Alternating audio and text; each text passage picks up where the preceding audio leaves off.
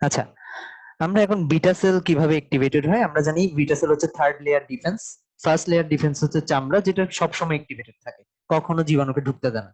Second layer defence আমরা জানি, first লেয়ারটা যখন ভেঙে যায়, ব্লাডের কোনো কিছু যখন ধ্বংস হয়, তখন ওখান থেকে আমরা জানি সেল ফেটে গেলে অ্যারাকিডোনিক অ্যাসিডটা ফেটে যায় ওই ফসফোলাইপেজের মাধ্যমে। এবং অ্যারাকিডোনিক অ্যাসিড কয়েকটা জিনিস তৈরি করে। আমরা যদি একটু রিভিউ করি আগের জিনিসগুলা, আমরা জানি যে ফার্স্ট লেয়ার ডিফেন্সটা যখন ভেঙে যায়, তখন এখান থেকে যে ফসফোলাইপেজের মাধ্যমে এই জিনিসগুলা ভেঙে গেছে। এখানে যে ফসফোলিপিড বাইলেয়ারটা ছিল ওটা ভেঙে গেছে, এবং এটার থেকে আমরা জানি বের হয় অ্যারাকিডোনিক অ্যাসিড। দুইটা পাথওয়ের মধ্য দিয়ে যায়, একটা হচ্ছে সাইক্লোঅক্সিজেনেস আর একটা হচ্ছে লাইপোঅক্সিজেনেস। এবং আমরা জানি সাইক্লোঅক্সিজেনেসের মাধ্যমে সে কি তৈরি করে, অবশ্যই পিজি তৈরি করে, মানে প্রোস্টাগ্ল্যান্ডিন বা প্রোস্টাসাইক্লিন এগুলো তৈরি করে।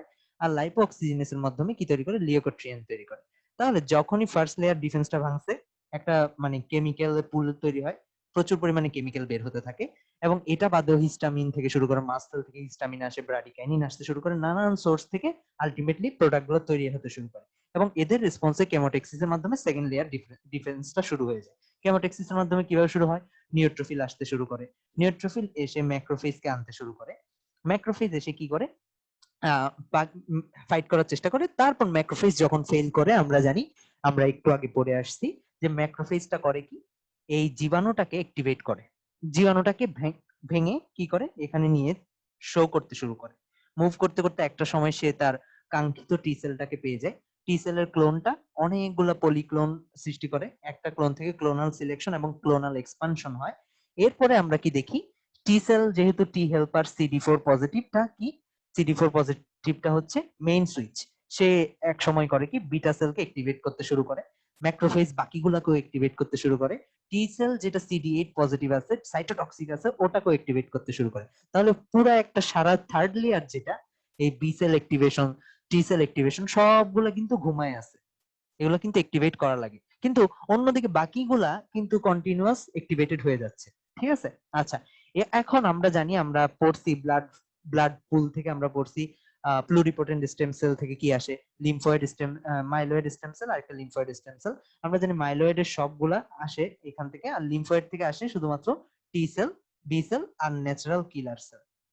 আমরা জানি টি সেল কখনো একটা জীবাণুকে নিজে থেকে মারতে যাবে না ততক্ষণ যতক্ষণ না এই ম্যাক্রোফেজ MCH2 এর উপর ভর করে নিয়ে আসবে। এবং টি সেল MCH2 এবং MCH1 যেগুলো আমাদের বডির পার্টিকুলার মলিকিউল, ওগুলাকে চিনতে পারে। বি সেলও কিছু এখন দেখবো, বি সেলও অ্যাক্টিভেট করার জন্য টি সেলের উপর ডিপেন্ডেন্ট ছিল। আমরা থার্ড লেয়ার ডিফেন্স নিয়ে কথা বলতেছি। তাহলে আমরা বুঝলাম যে থার্ড লেয়ার ডিফেন্সটা সবসময় ঘুমায় থাকে। এখন আমি জাস্ট বলতে চাচ্ছি যে ন্যাচারাল কিলার সেলটাকে আমরা থার্ড লেয়ার ডিফেন্স কেন বলতেছি না, কারণ এটা দেখা যায় হচ্ছে কি, MCH মলিকিউল, টি সেল যেরকম ডিপেন্ডেন্ট ছিল MCH মলিকিউল খুঁজে খুঁজে মারতো, এভাবে মারে না। তার কোনো এরকম MCH মার্কার নাই, কোনো CD4 মার্কার নাই, কোনো কিছু নাই। তাহলে CD4 বা সিডি কোনো ধরনের মার্কার যদি না থাকে তার মধ্যে, সে কোনো সেল চিনতে পারে না। সে জাস্ট চিনতে পারে, সে দেখে মেরে ফেলে। সে যখন দেখে মেরে ফেলে, সে যদি ফরেন পার্টিকেল দেখেই মেরে ফেলে। ঠিক আছে। তাহলে আমরা বুঝতে পারলাম যে ফরেন পার্টিকেল দেখলেই মেরে ফেলে, এটা হচ্ছে ইনেইট সারা যেটা ছিল, যেটা হচ্ছে কোনো কিছুর উপর ডিপেন্ড করে না, যেটা অ্যাকোয়ার্ড না, যেটা অ্যাক্টিভেট করা লাগে না, ওটা হচ্ছে সেরকম। আর বাকি সবগুলো আমরা টি সেলটা দেখতেছি অ্যাক্টিভেট করা লাগতেছে, অ্যাকোয়ার্ড এটা। ঠিক আছে, সিলেক্ট করা লাগতেছে, এক্সপানশন করা লাগতেছে। আমরা টি সেল নিয়ে ডিটেলস কথা বলছি, এখন আমরা বি সেল নিয়ে কথা বলবো। বি সেল যেহেতু অ্যাকোয়ার্ড, এটা আমরা জানি টি সেলের উপর অ্যাক্টিভেশনটা নির্ভর করে। এখন আমরা দেখবো বি সেলটা যদি আমরা দেখি, বি সেলের উপর দুই হাত উঁচা করে আছে এরকম কিছু একটা, স্যার আমরা জানি এটা হচ্ছে অ্যান্টিবডি। এখন বি সেল তো হাজার হাজার ক্লোনের আছে, হাজার হাজার রকমের আছে।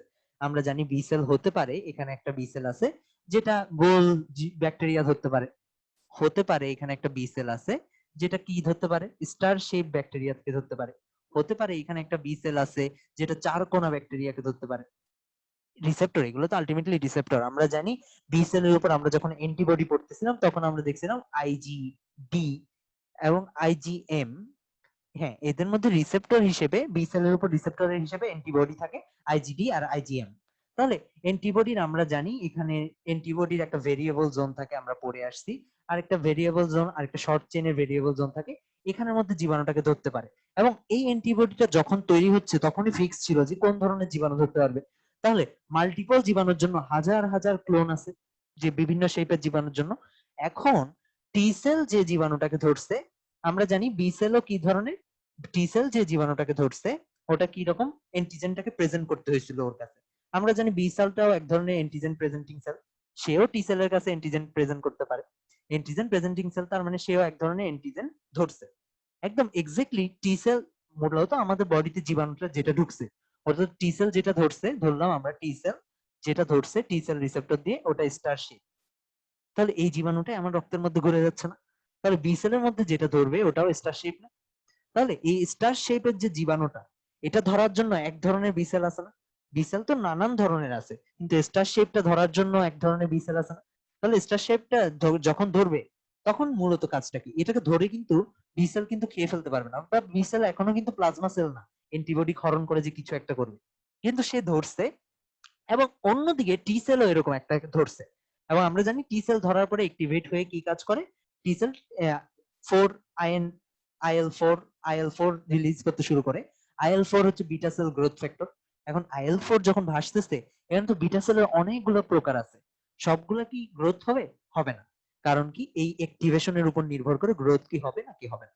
যেই মুহূর্তে এই জীবাণুটাকে ধরলো, স্টার শেপ জীবাণুটাকে ধরলো বিটা সেল, তখন দেখা যায় হচ্ছে স্টার শেপ এটা ধরার জন্যই তো সে রেডি ছিল, তখন হচ্ছে নিউক্লিয়াসটা অ্যাক্টিভেটেড হয়ে যায়। এবং নিউক্লিয়াস অ্যাক্টিভেটেড হলে অবশ্যই আমরা জানি নিউক্লিয়াস অ্যাক্টিভেশন মানে হচ্ছে প্রোটিন তৈরি করবে, এবং দেখা যায় হচ্ছে কতগুলো রিসেপ্টর প্রোটিন এখানে আত্মপ্রকাশ করে। আমরা এখানে লিখে রাখছি এই যে কতগুলো রিসেপ্টর প্রোটিন আত্মপ্রকাশ করতে শুরু করছে। এবং যেই মুহূর্তে দেখা গেছে এই রিসেপ্টর প্রোটিনটা আত্মপ্রকাশ করছে, আর কোনো বি সেল কিন্তু রিসেপ্টর প্রোটিন দিতে পারে না। এখানের মধ্যে স্টার শেপ আছে, গোল শেপ আছে, স্কোয়ার শেপ আছে, আর কোন সেল কিন্তু রিসেপ্টর প্রোটিন দিতে পারে না। শুধুমাত্র যে স্টারটাকে ধরছে সেই রিসেপ্টর গুলো শো করছে। এবং আমরা জানি IL4 কিন্তু ঘুরে বেড়াচ্ছে রক্তের মধ্যে, IL4 এ ভরা। তো IL4 গুলো এসে এখানে অ্যাটাচড হবে। তো IL4 যখনই অ্যাটাচ হয়েছে, সাথে সাথে কি হবে আমরা জানি এটা হচ্ছে বিটা সেল গ্রোথ ফ্যাক্টর। তাহলে এই ক্লোনটা সিলেক্টেড হয়েছে, এই ক্লোনটা প্রচুর গ্রোথ হতে শুরু করবে। 2টা 4টা 10টা 1000টা 10,000টা এরকম হচ্ছে প্রচুর গ্রোথ হতে শুরু করবে। তাহলে আমরা আরেকটু করে কথা বলি এটা নিয়ে, যে টি সেলটা অ্যাক্টিভেটেড হয়েছে। প্রথমে টি সেল অ্যাক্টিভেটেড হওয়ার পরে IL4 রিলিজ করছে, IL4 রক্তে ভেসে বেড়াচ্ছে।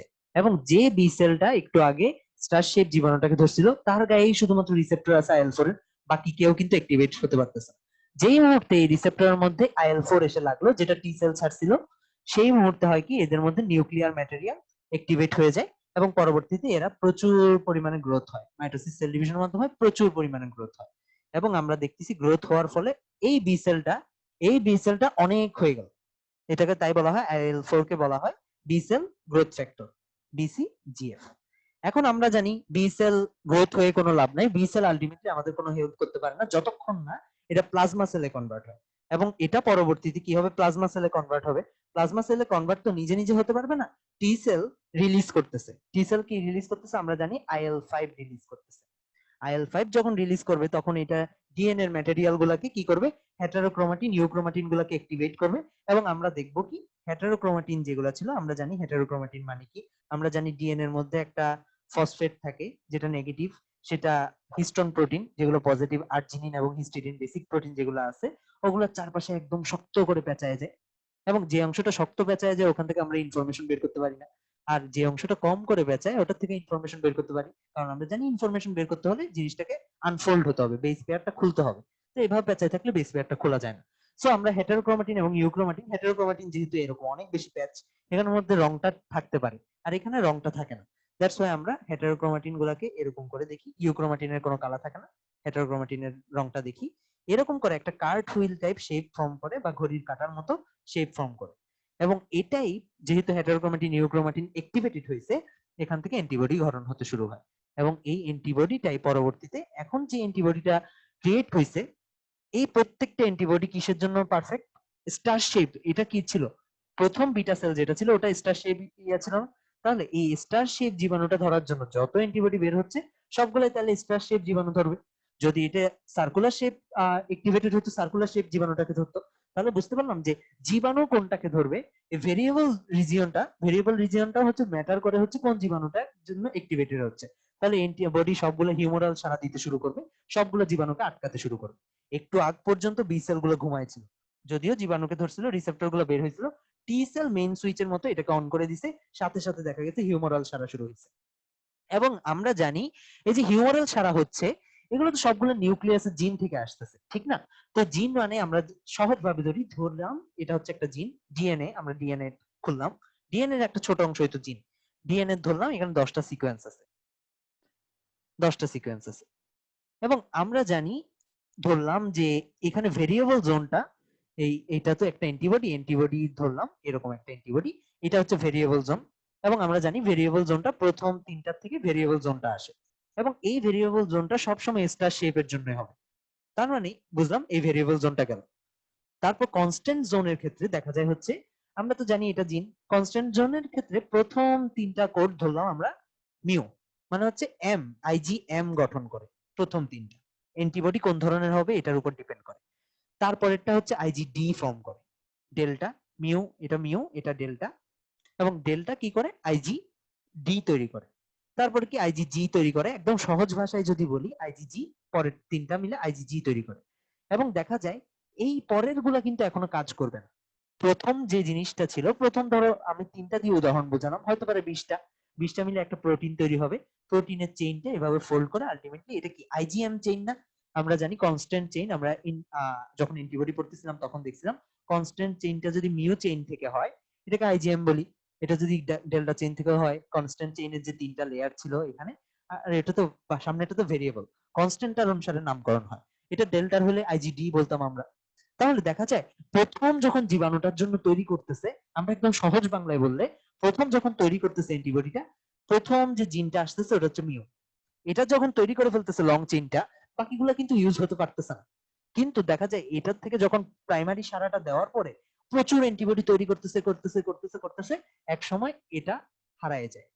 হারায় যায় বলতে ইনফরমেশন তো কখনো হারায় না, আমরা একদম সহজ বাংলায় যদি বলি, আমরা এমনি বোঝার জন্য যদি বলি, এই অংশটা এবং তারপরের অংশটা একদম কেটে ফেলে, ইউজ করতে করতে ধরলাম যে মুছে গেছে রবারের মতো। তাহলে পরে কি আসতেছে, আইজিজি আসতেছে।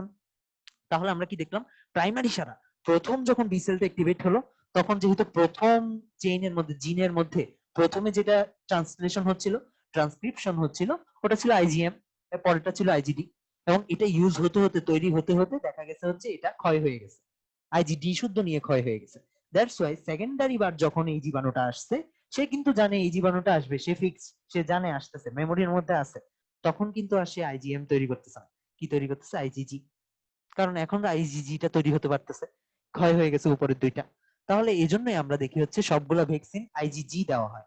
আইজিজি, এখন আইজিজি হচ্ছে, আমরা যদি কার্ভটা আমরা অ্যান্টিবডি পড়তেছিলাম তখনও দেখছিলাম যে প্রাইমারি সারাটার ক্ষেত্রে আইজিজি কিন্তু তৈরি হতে পারতেছে না, দেখা যায় আইজিজি খুব অল্প পরিমাণে তৈরি হয়, কিন্তু আইজিএম একটা সারা দেয়, বড় সারা দেয়, এবং আইজিএম কিছুক্ষণ পরে এটা তো ফাইট করতেছে, এবং কিছুক্ষণ পরে আস্তে আস্তে নেমে যায়। পরের বার যখন জীবাণু আসতেছে, আইজিএমটাকে আবার সমানভাবে আবার উঠতে হয়, কঠিন একটা কাজ। কিন্তু আইজিজি যখন পরের বার আসতেছে, দেখা যায় হচ্ছে আগে যেসব আইজিএম তৈরি করতেছিল এরা তো মারা যায়নি, এরাও কিন্তু এখন বেঁচে আছে, কিন্তু আগের যারা আছে সবাই এখন কি তৈরি করতে শুরু করছে, আইজিজি তৈরি করতে শুরু করছে না, কারণ তাদের আইজিএম তো ক্ষয় হয়ে গেছে। এগুলো যারা, এরা হচ্ছে নতুন নতুন আইজিএম তৈরি করতেছে। তাহলে এটা গেল, আইজিজি প্রচুর পরিমাণে হয়ে গেল, কারণ কি এগুলো কিন্তু মেমোরি সেল হিসেবে কাজ করতেছে, পুরানগুলো, হ্যাঁ পুরানগুলো আছে, প্রচুর পরিমাণ হয়ে গেল। এখন আইজিজি কমতে শুরু করছে, কমতে শুরু করছে, আইজিজি খুব স্লো কমে, মানে লাইফ স্প্যানটা বেশি, আইজিএম আবার কমে গেছে। আইজিএম কমে যাওয়ার পর এদের মধ্যে যে এমটা ছিল এটা এখন ক্ষয় হয়ে গেছে, এটা কিন্তু আর এম তৈরি করবে না, নতুন করে আবার তৈরি করা লাগবে। তাই দেখা যাচ্ছে পরের বার যখন জীবাণু আসছে, এম আবার সেম সারা দিচ্ছে, কিন্তু আইজিজি কি সেম সারা দিবে? এখন দেখি তো পুরানগুলো ছিল প্লাস আইজিজি নতুন আরো কিছু যুক্ত হলো, পরের সারাটা পরের বার জীবাণু আসলে আরো জোরে হবে না। এই জন্য ভ্যাকসিন যে 4-5 দফায় দেওয়া হয় সবগুলো হচ্ছে আইজিজি। এবং আমরা জানি এরপরে আইজিজি আবার কমতে শুরু করছে, লাস্ট একটা বুস্টার ডোজ দেওয়া হয়। বুস্টার ডোজ যখন চিনাই দিয়ে আইজিজিটা এতই উঁচাই উঠে যে সারা জীবন থেকে যায়, এতটুক তো আর নামাইতে পারতেছে না, এবং দেখা যায় সারা জীবন থেকে যায়, তারপরও দেখা যায় কমতে কমতে একদম শেষ বয়সে গিয়ে হয়তো বা কমতে পারে, তখন আবার ডোজ দিতে হতে পারে, কিন্তু বুস্টার ডোজ সাধারণত আমরা বলি সারা জীবনের জন্য হয়ে গেছে। বোঝা গেছে কেন আইজিএমটা প্রাইমারি আর আইজিজিটা সেকেন্ডারি? এজন্যই হচ্ছে কি এই জিনের যে সিলেকশনটা, এই জিনটা, ভেরিয়েবল জোনটা, এগুলা জিনের ব্যাপারটা একটু বুঝতে হবে। জিনের ব্যাপারটা আমি সহজ, জিন কখনো এভাবে মুছে যায় না, আমি সহজভাবে বোঝানোর জন্য এটা বলছি, এটা আরেকটু জটিল বিষয়, আমরা সহজভাবেই মনে রাখি। আচ্ছা, বুঝলাম কিভাবে আইজিএম আইজিজি আসতেছে এবং বি সেল যখন অ্যাক্টিভেট হচ্ছে কেন শুরুতে আইজিএম আসতেছে, পরের বার কেন আইজিজি আসতেছে। এটাই হচ্ছে বি সেল অ্যাক্টিভেশন। আর হচ্ছে এটাই ফুল যে লিম্ফোসাইটের যে লেকচারটা, এটা হচ্ছে ফুল এটা, যে লিম্ফোসাইট টি সেল থেকে কিভাবে বি সেল অ্যাক্টিভেট হচ্ছে, টি সেল কিভাবে অ্যাক্টিভেট হচ্ছে। এরপর আমাদের যে জিনিসটা জানতে হবে, টি সেলের ক্ষেত্রে আমরা দুইটা মলিকিউল শিখছিলাম, যেগুলো সম্পর্কে আমরা ডিটেইলস কথা বলিনি। এমএইচসি মলিকিউল, এমএইচসি মলিকিউলটা আমরা বলছিলাম হ্যাঁ কিডনি ম্যাচ করার সময় টিস্যু ম্যাচের প্রশ্নে এগুলো আসে। তারপর অন্যটা হচ্ছে ফরেন পার্টিকেল রেডি করে দিয়ে দিচ্ছে, এগুলাও আমাদের পড়া লাগবে। হ্যাঁ, MCH2 এন্ড MCH1 নেক্সট আমাদের পড়া লাগবে ইমিউনোলজির ক্ষেত্রে।